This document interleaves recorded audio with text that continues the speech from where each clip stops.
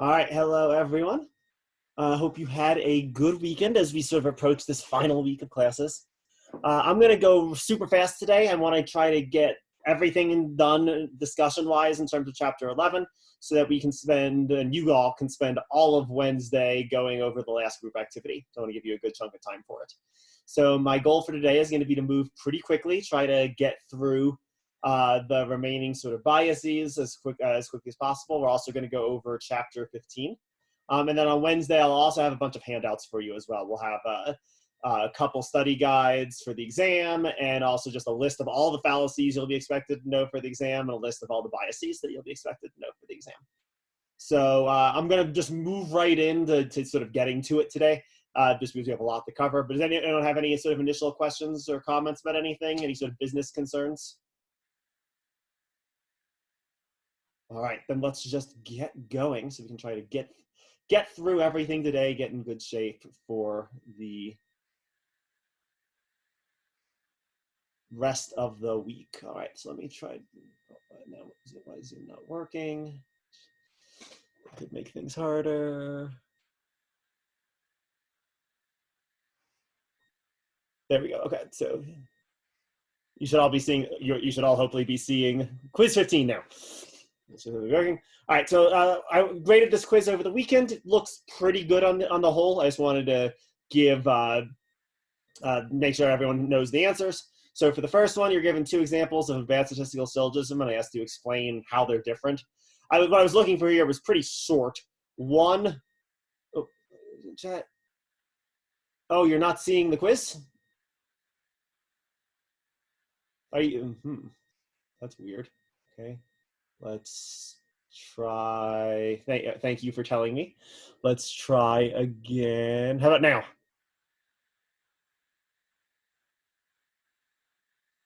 Working now? No one's saying that it's not working now, at least. All right, good, excellent. All right, sorry about that. Thank you for letting me know things weren't working right. All right, so for this first question, right, you were asked to basically just explain what made these two different ways of statistical syllogisms fail. What I was looking for was pretty basic. The first one fails because the conclusion is unlikely to be true.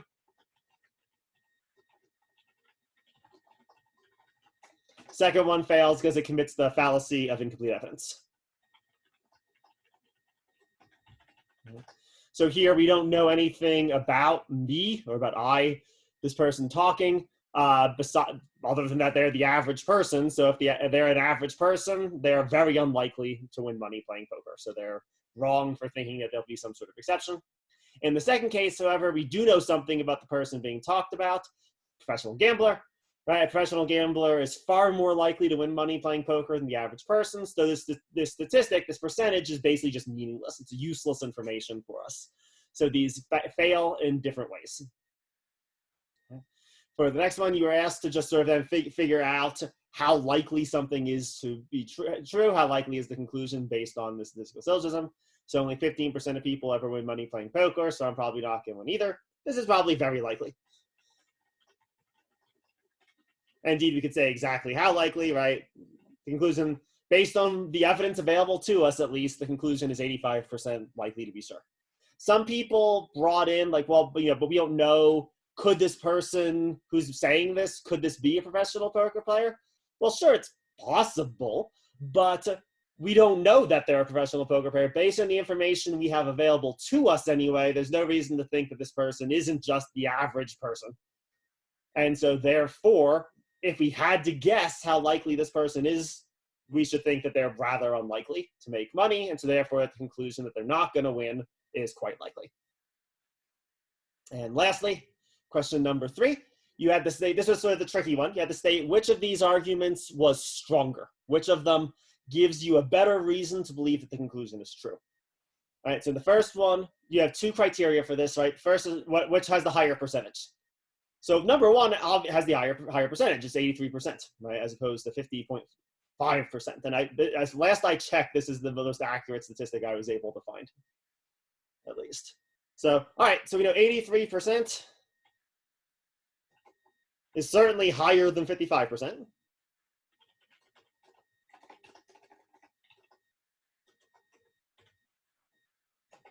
So your first sort of inclination should have been to say that the first argument was stronger. Okay? So then we have to turn to the second criteria. Does either of these arguments violate the rule of total evidence? Indeed, the first one does.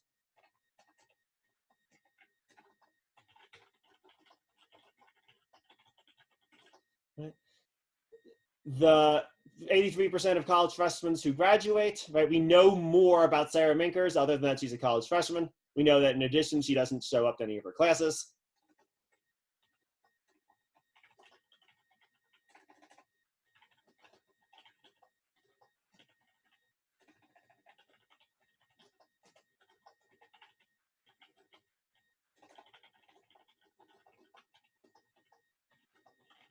And indeed, we should expect that to be quite relevant, to matter a large amount in determining how likely it is that she is going to graduate. And so as a result then, as a result of violating this rule, or as a result of committing the fallacy, the percentage is meaningless. The relevant percentage is what percent of college freshmen who don't show up to their classes graduate.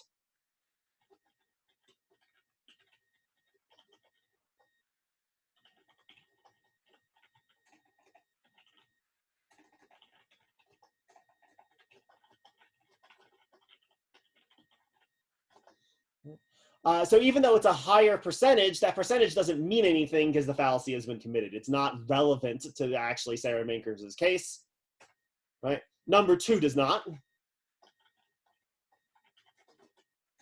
We don't know anything about this randomly selected person, right? They're completely random, right? There's just some random human, right? So the percentage is relevant, so therefore two is actually a stronger argument.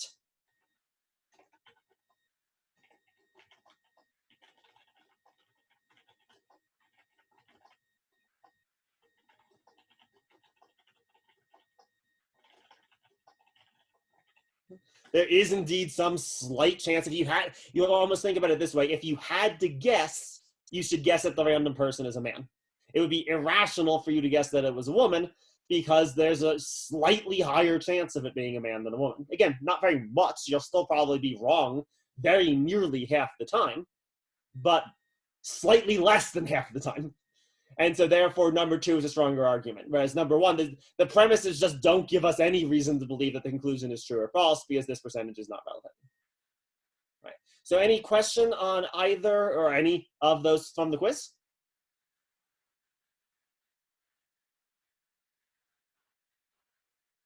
All right, great. Let's keep moving through. We want to try to get everything done today. All right, so we've been talking about barriers to inquiry, things that are going to get in the way of our ability to sort of try to rationally investigate what is true on the basis of reasons and evidence. So what most of the semester we've been talking about logical fallacies, right? And obviously these are going to get in the way because if you sort of mistakenly think that a poor argument really does give good reasons to give you the conclusion is true, then you're not going to have well-formulated beliefs, right? Your beliefs will sort of be sort of arbitrary as a result of the fallacy. So that's sort of an obvious case. But there are other factors that get in the way as well. We started talking about emotional and psychological biases last class, right? These are things that make us resistant to changing or challenging or calling into question our pre-existing beliefs. And the reason in this case is loosely speaking emotional, right? We're going to define emotions pretty broadly, but loosely speaking, for emotional reasons, people have certain sorts of tendencies to resist calling into their beliefs into question. So last time we talked about the idea of ideological fixity, or the tendency of people to be unwilling to call into question certain pre-existing frameworks.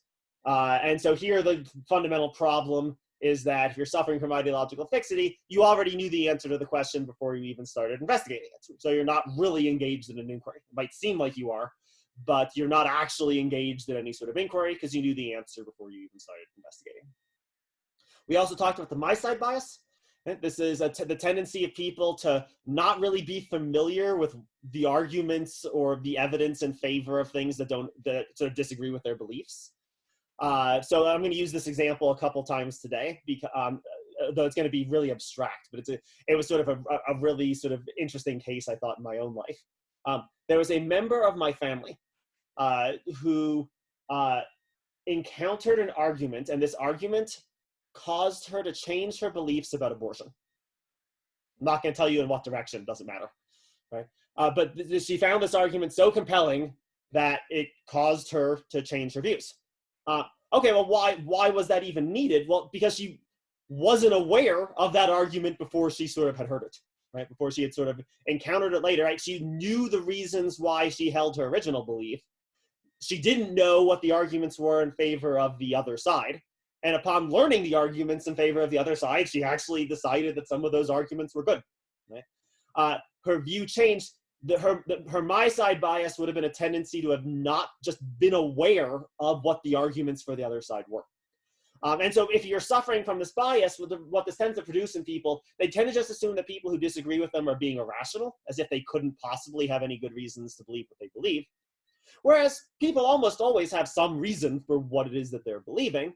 And the purpose of the inquiry should be to sort of investigate and analyze those reasons. Right? So the my side bias is where you just tend to dismiss other people who disagree with you on the grounds that you don't think they have any good reasons for it, on the grounds that they're just being irrational. Again, that was just a review from what we talked about last class. So any questions about either of those two?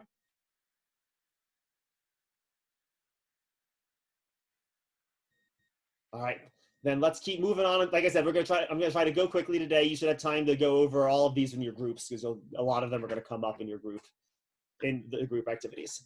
Let's go over a few more of these sort of psychological biases first. We've got what is first called the need to be right. This is the tendency of people to just not like being wrong about things.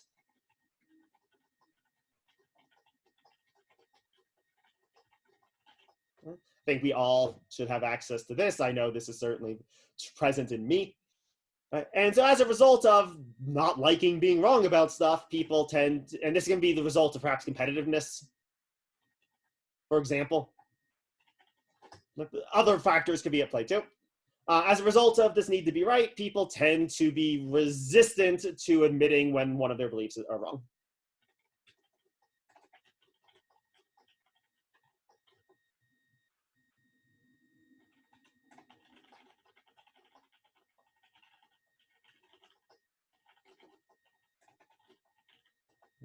Just from simply a straightforward desire to wanted to have gotten it right. And again, frequently the most sort of dangerous form this tends to take is in sort of more competitive contexts or in political context, for example, where things frequently become kind of competitions, right? Where people just sort of need to win the argument and they don't care if what they're saying is even true anymore. All they want is to win. And again, that's rather sort of contrary to the sort of, the spirit of inquiry that we're sort of working from. I'm not going to stop after each one of these. They ask if people have any questions. So if you do have any questions, throw something up in the chat. That'll be I won't be able to see it if you do the thumbs up. So just throw something up in the chat and I'll stop and check. Sort of closely related to this need to be right, and it can sometimes in fact be hard to tell the difference. People also have a strong desire to be certain about things.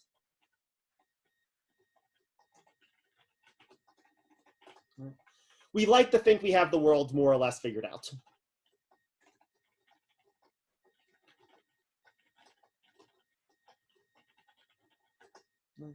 We don't like being unstable about things. And so when, I'm gonna keep using this example just because it was a good one.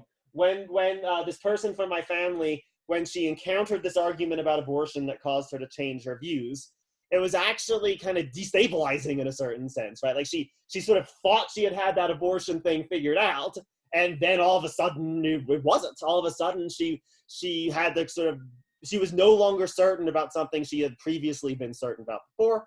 We just don't like this. We like to feel certain. And so again, people tend to be reluctant then to call their pre-existing beliefs into question as a result of this bias.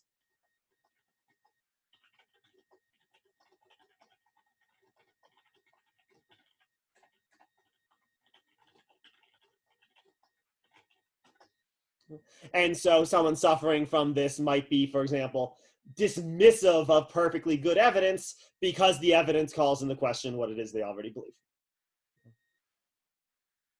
One reason why this need to be right and this desire for certainty. One reason why these things can emerge is probably the most, well, my side is pretty important too, but one of the more important of these psychological biases. This is called by most psychologists identification with beliefs.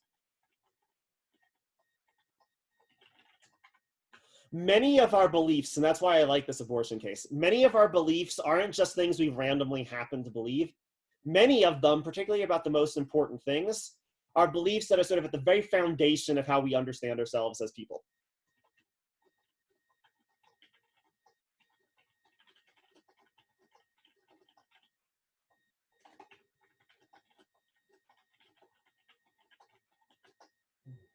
So this family member of mine who changed her views on abortion, right? This was a big deal for her. This was not some minor little event that happened in her life. Her views about abortion were fundamental to how she understood herself politically, how she understood herself as a woman, to understand how she understood herself in a variety of different ways. Right? So this was fundamental. It wasn't just any old random belief that she happened to hold. And so calling into question one of these beliefs can threaten our entire sense of self.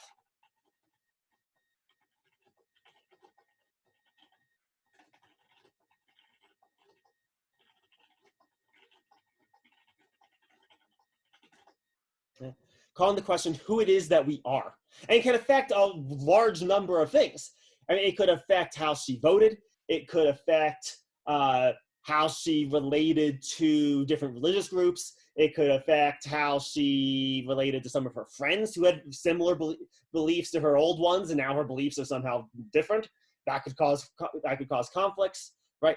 We don't like it when our sense of self is called into question. We experience this frequently as threatening, and in a sense, I don't think we're not exactly making a mistake if we see it this way. Like, this is sort of a threat.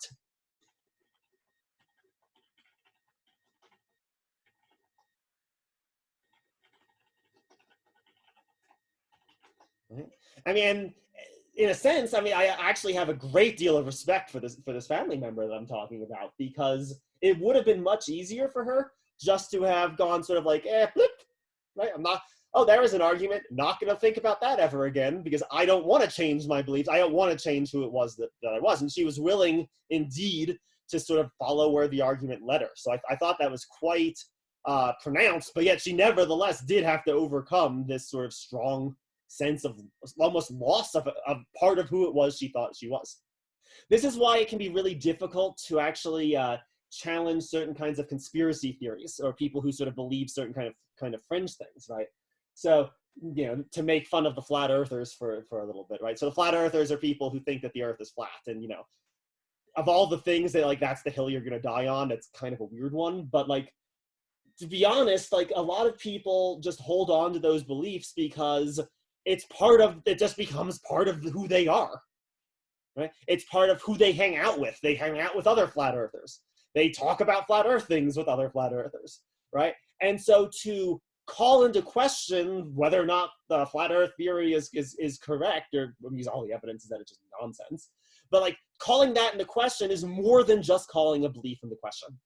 Right? It's calling an entire worldview, an entire way of understanding yourself into question. And this is quite threatening. People don't want to do this.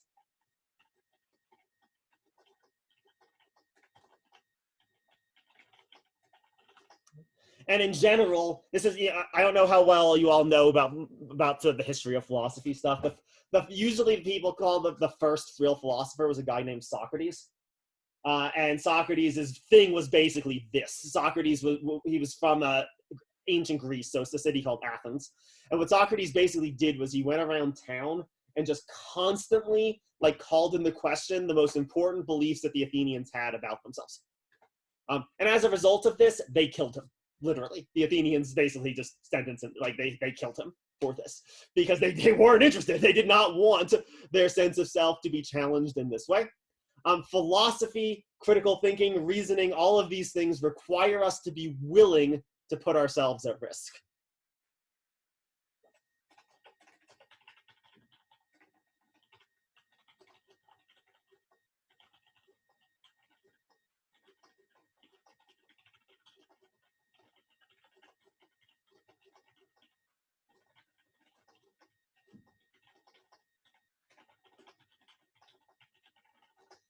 And this isn't going to be relevant in every case, right? Lots of our beliefs aren't that deeply held, right? Or lots of our beliefs don't play any particularly large role in the establishment of our sense of self, right?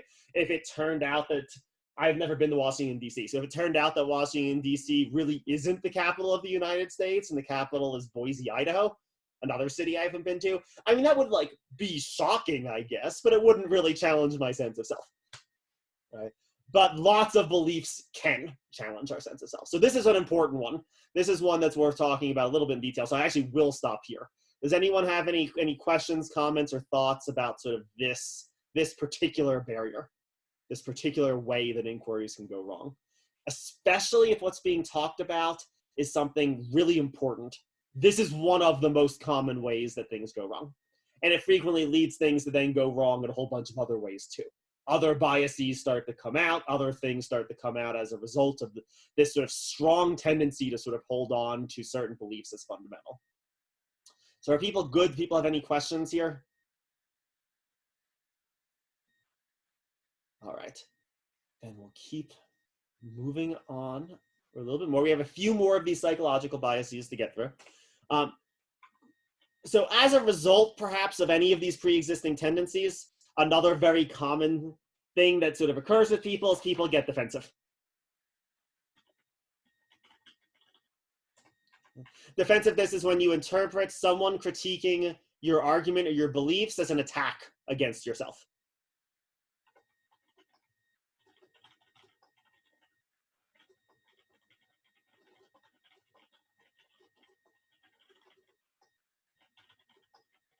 Now, as we just said, there are times when indeed that's not even entirely false, right? I mean, if this is one of these beliefs that is indeed really deeply personal to me, calling it into question kind of is, in a sense, attacking myself. And so that in of itself isn't necessarily wrong. I mean, frequently people get defensive about things that aren't even really that important. Frequently people just, for example, are being really competitive and don't want to be wrong. And so this would be sort of a mistaken interpretation. But sometimes it's not even a mistaken interpretation, right? And so as a result of interpreting what's going on in this way, people just go on the attack and stop inquiring.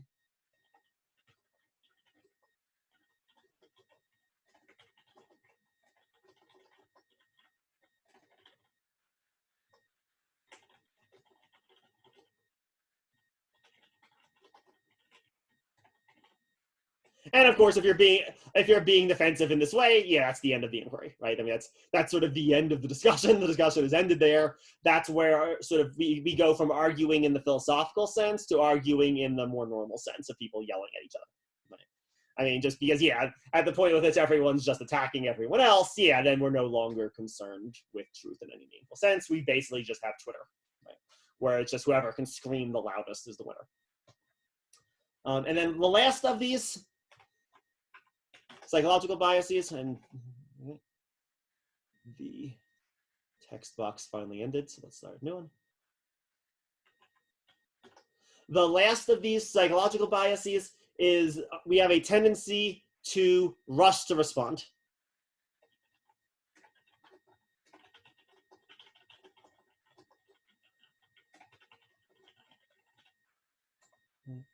As a general rule, people aren't really good when they hear some position. People's tendency is to respond to it in some sort of immediate sense, but our immediate reaction usually is not our best reaction.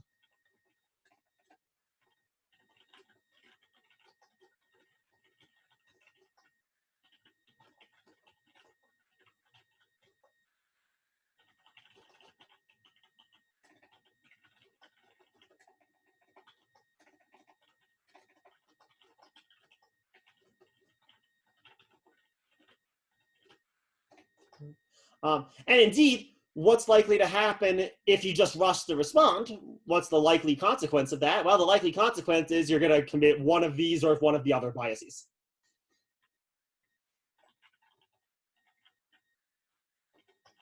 Or perhaps a fallacy, right? These are actually the things that we're sort of our first instincts will be to do.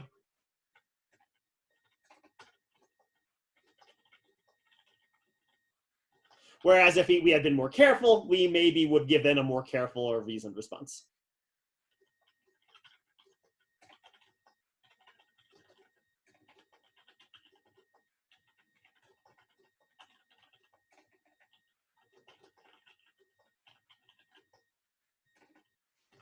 And fairly obviously, a careful and reasoned response from the standpoint of inquiry is far better than a quick response, right? A sort of hastily quick response. So those are the psychological biases. Again, anyone have any questions, any comments, anything wants to ask about this sort of first set? And we're a smidge behind where I was hoping we'd be in the semester, so I'm going a little bit faster than I would like here, but we still have a little bit of time if anyone wants to ask any questions. We're good. All right, then let's keep going through them. All right. The next class of bias that we're going to look at are what are called social biases. These are things that can interfere with inquiry that are the results rather of sort of individual psychological states. These are things that can hinder inquiry as a result of sort of group dynamics.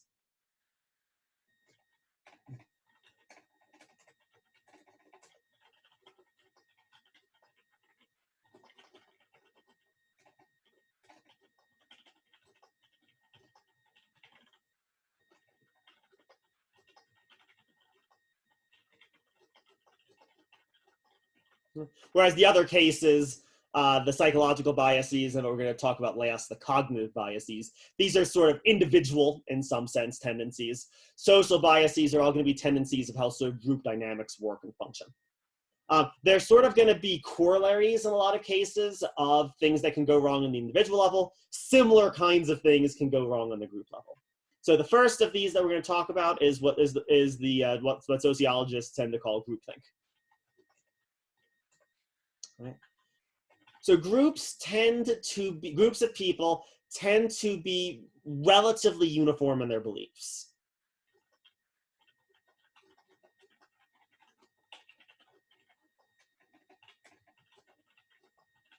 Not perfectly so. And indeed, there can be all kinds of variation, right? When I was in high school, I was friends with a group of people where one of the things we really liked doing as friends was sort of arguing about stuff, like disagreeing about stuff.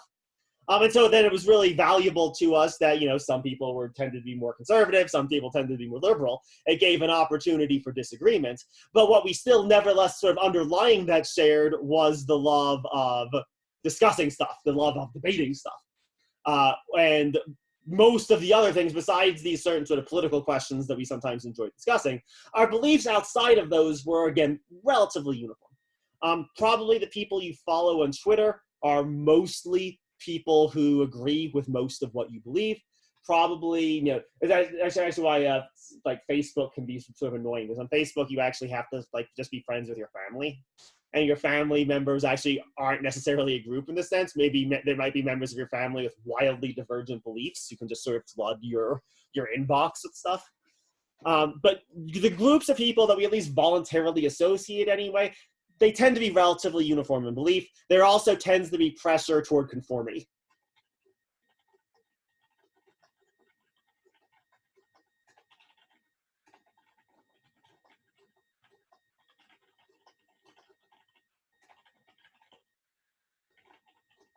And sometimes this can be really explicit, right? So sometimes there can be sort of active pressure for everyone to believe the same thing.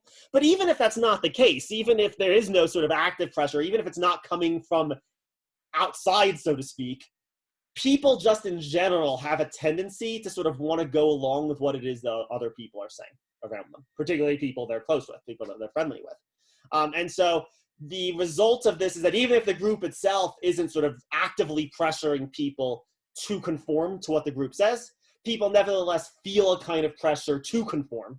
And then if the group is actively also pressuring people, as is the case on things like Twitter, for example, right, then this tendency is all the more present, right? If everyone's going to get sort of Twitter piled upon for disagreeing with the group consensus, that's even an extra level of pressure to go along with what it is that the group is saying. Right? So the result of groupthink, one of two things tend to happen.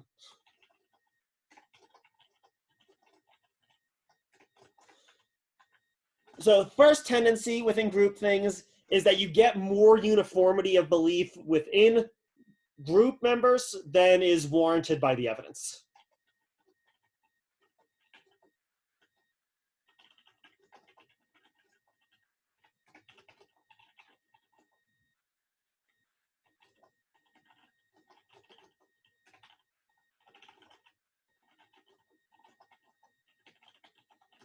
Just because since everyone is more or less articulating similar positions, you don't get anything that sort of challenges the group consensus.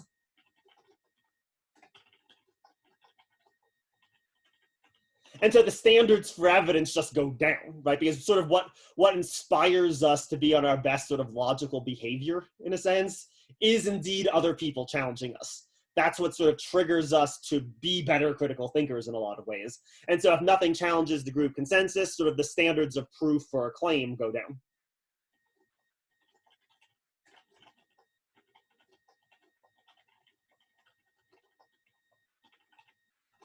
And as a result of this, then various other kind of biases can come into play, right? So my side bias, for example, is something that goes hand in hand with groupthink. If I only hang out with people who more or less agree with what it is that I'm saying, then I'm not going to be aware of what it is that other people say, and again, be more likely to just assume that other people are being somehow irrational when they disagree with me, or when they disagree not just with me, when they disagree with my group, right? With my group consensus. So this is one tendency. The other tendency that tends to emerge as a result of this sort of group conformity is that beliefs tend to become more extreme.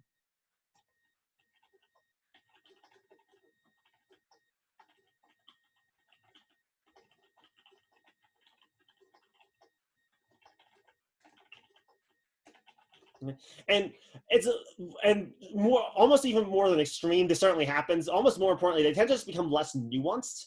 They almost start to become straw person versions of themselves, sort of like purposefully, deliberately, because the standards of evidence go down.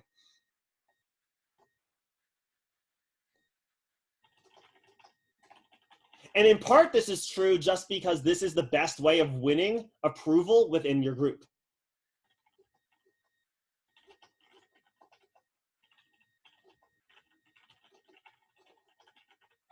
I mean, you've all been on Twitter enough to know what tweet is going to get the most likes or get retweeted the most. Is it the one that's like, here's a careful and considered analysis of the position, or is it the one that's like, the coronavirus response is an atrocity and affront against all mankind?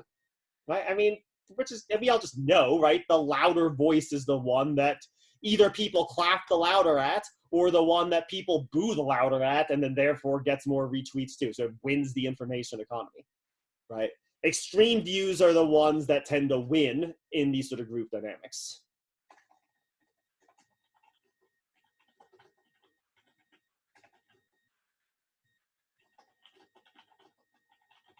And the reason why this is bad is because it's not a result of evidence.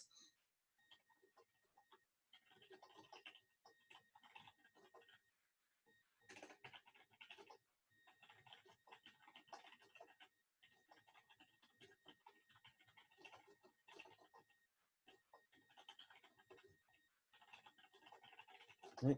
The more not moderate and nuanced position is not always, right, but usually, at least, that's the one that the evidence is actually behind, especially in terms of nuance, right? Situations are always really complicated, and the more nuanced position is probably one that's going to be able to deal with and respond to those complications, right? A position that sort of cuts out all nuance, it maybe gets louder applause, but it's far less likely to respond to all the complexities present within the original situation, right? And so therefore, right, this is indeed contrary to inquiry then.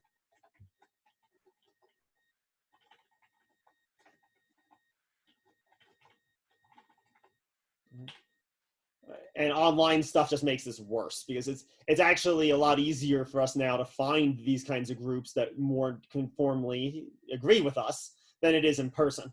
In person, right, you're just sort of stuck with the people you're with. You have to make friends with the people around you, and those people probably won't be as neatly conformed as if you deliberately go out of your way to only find people who already agree with what it is that you're actually saying.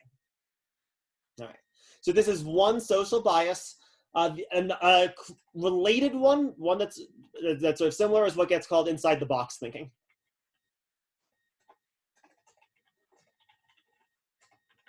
All right. This is sort of the social version of identifying with your beliefs.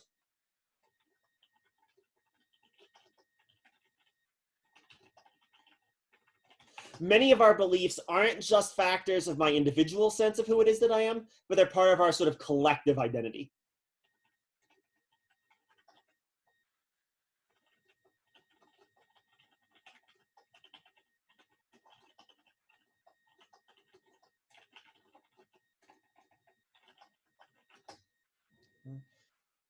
And so, you know, let's say I've joined a Reddit thread that's like a bunch of people on flat Earth, right? That Reddit thread quite literally is founded upon this sort of group identity, this belief about the Earth being flat, right? This takes various sorts of forms, right? These can be things like traditions,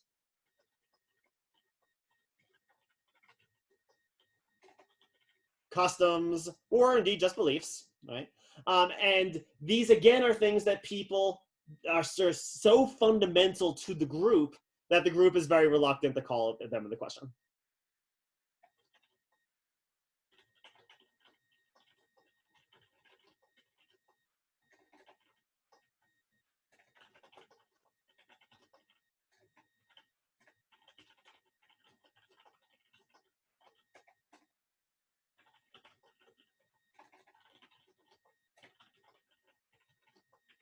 And indeed, in a lot of cases, we're not even really aware of these sort of underlying group beliefs as being beliefs themselves.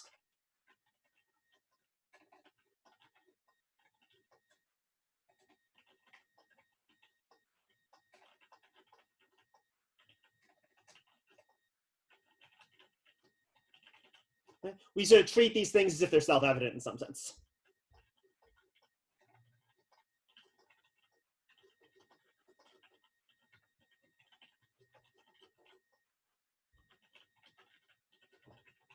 And if they're self-evident, right, they're not things that you can actually inquire into. And again, this goes hand in hand with the my side bias, right? We sort of just assume people who are violating these things are, again, being irrational or crazy.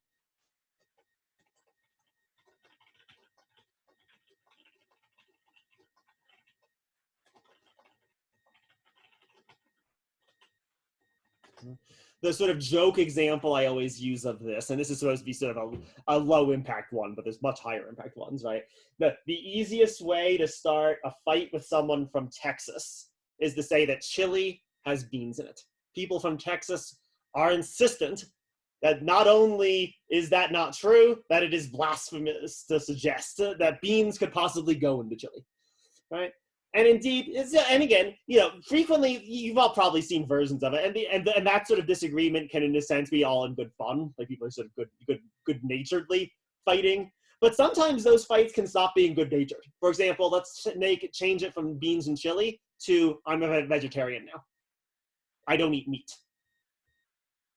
There, what we eat indeed plays a great role in terms of how we define ourselves as a community. And so if all of a sudden I go vegetarian, it becomes the worst day in my father's life, and it really was. I really do think, because particularly after my sister followed me, I think it really was the worst. Me going vegetarian was probably the worst day in my father's life, because he loved meat, he loved cooking, and he loved doing it as a family. And me going vegetarian threw all of that into question, and at least the natural tendency would have been for him to be like, vegetarianism is just crazy, therefore, as a result. So these are our two sort of social biases. Again, how are people feeling here? Any questions, any thoughts? All right, good so far. I think we should be able to get done with the cognitive biases in the remaining 10 minutes. So that's what we'll try to do.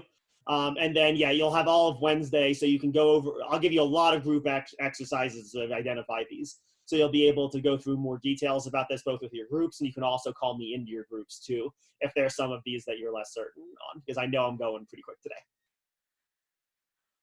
All right. So the last class of biases, or what we're going to call cognitive biases. These are tendencies in how human beings process information that can actually get in the way of inquiry.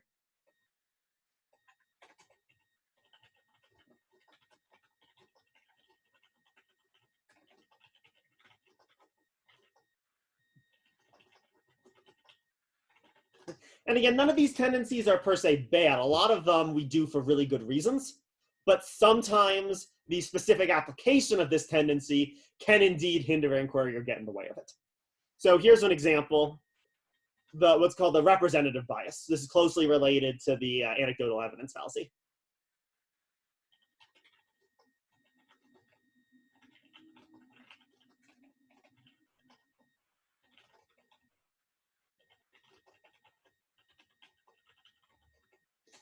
The representative bias, we have a tendency to assume that our experiences are typical.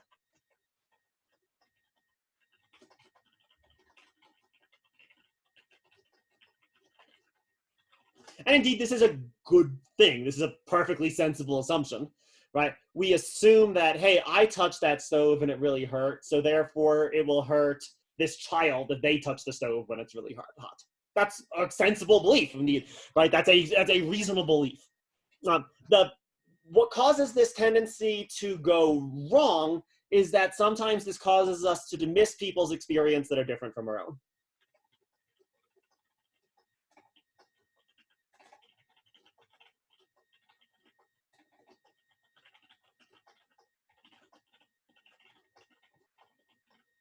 And so just dismiss them out of hand. Got a chat question for a second. Someone wants to scroll up a little bit. Yeah, I should be able. Can't scroll exactly, but I can bring back a little bit. Is that enough? Okay, perfect. And this is just undue because indeed there are people who can have differences than us, and dismissing their experiences out of hand are, that's just not, that's not going to be in sort of evidence-based.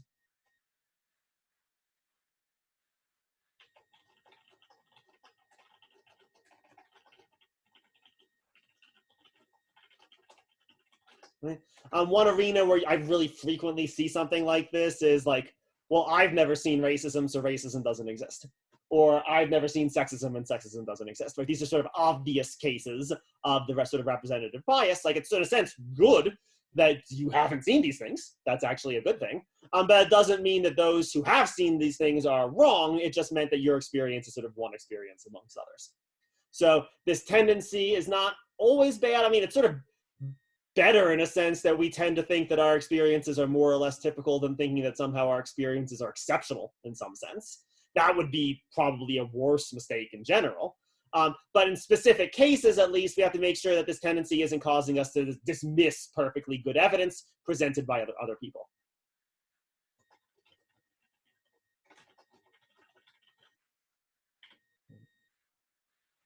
And again, very closely related, and again, this one is also a bit related to the anecdotal evidence fallacy. We've got the what's called the availability and vividness bias. This also sometimes gets called the spotlight bias.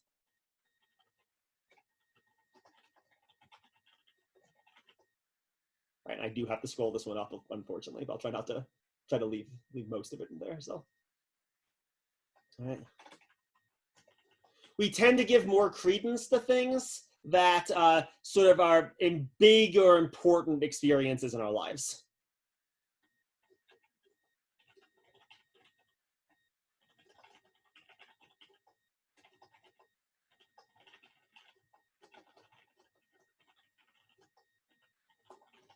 Or things that are otherwise really easy to remember. So for example, things that are shocking,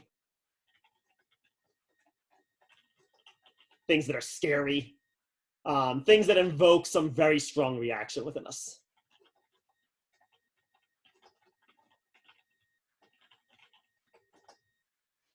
Whereas we tend to just not value evidence as much if it doesn't have these characteristics.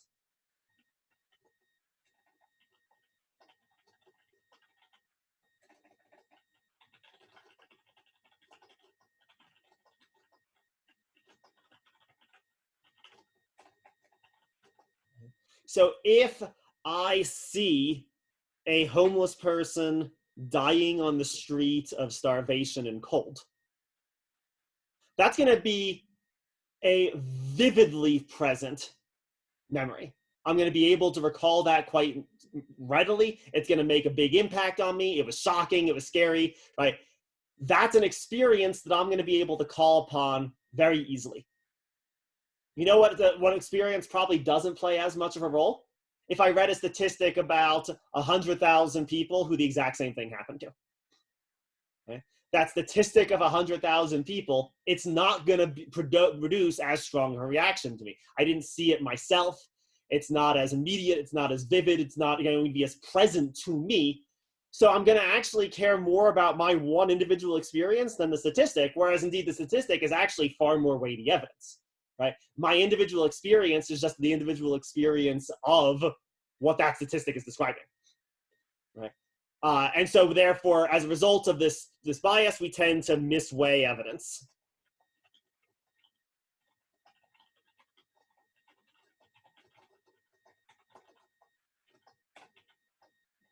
We tend to either give it too much or too little weight.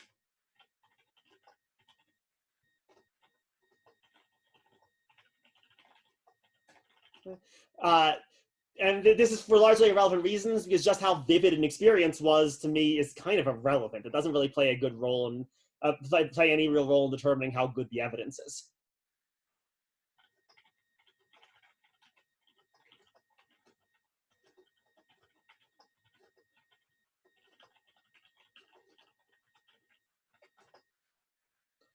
And that's why, you know, when there's a line from, I think it's from, I can't remember if it's Stalin or Hitler, so you can tell this is going to be a horrible quote if I can't decide between those two. But one of them, I can't remember which one it was now. One of them said that one death is a tragedy because humans can understand it, and 1,000 deaths is a statistic because people can't wrap their heads around it. Okay? We just can't give it the same weight because it's less vivid, less available to us. Right? Yeah, and again, you can tell it's a horrible quote if I'm quoting one of those two and can't remember which one. So it's pretty. It's not going to be not going to be great. All right. Maybe it's in the chat. Stalin. Someone's telling me it was Stalin, so thank you. I knew it was one of the two. I couldn't recall which one. All right, and that would be an example of the sort of availability and vividness bias, right? That we just can't sort of do as much, almost like emotionally, with 1,000 deaths, and so it doesn't bear as much weight as the one person who we see die before our eyes. All right. Last couple, we'll go through these pretty quickly. We've got the overconfidence or poor calibration. We tend to be more confident about things than the actual evidence warrants us to be confident in it.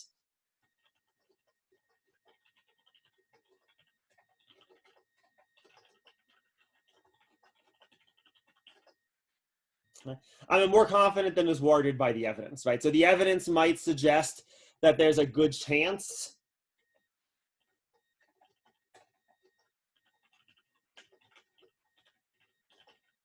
let's use as an example. The evidence might suggest, for example, that there's a good chance that it would probably be a good idea if I avoid the grocery stores because of the pandemic.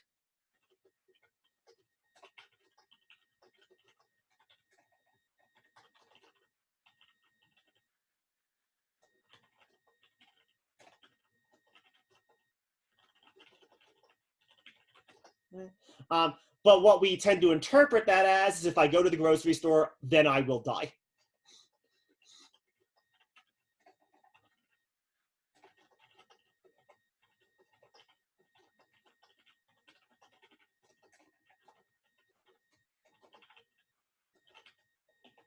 And indeed, that's not what the evidence suggested, right? That's us sort of being too confident or more confident in a belief, or being poorly calibrated with how much confidence we should have in a belief. And this can show up in a variety of different arenas. As a general rule, people tend to be way more convinced that they're right than they should be based on the evidence that they are right. That's sort of the basic structure of this bias. All right, and one last one, we'll sort of end with this one, and we might talk a little bit about it more. What's called confirmation bias. This is our tendency to favor or notice evidence that confirms our beliefs.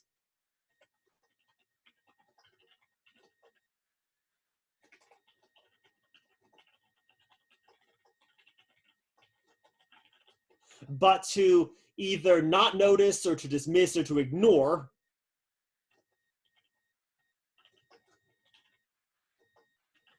evidence that sort of challenges our beliefs. And again, as a result of this, we just have a strong tendency to discount evidence that is perfectly good evidence.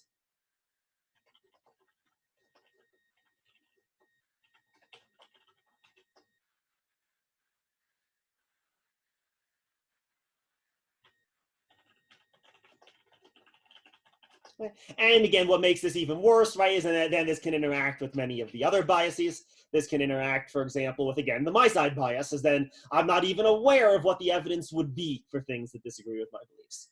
This is also where another way you sort of really commonly see confirmation bias is where I sort of like think I am maybe, say, an unlucky person, and then I only notice when unlucky things happen to me. I don't even notice when good luck strikes me because I'm already convinced that I'm unlucky, and so I'm just looking for things that confirm that. Okay? And I sort of mislook or overlook examples of this. Another really good example of this: are humans good or evil?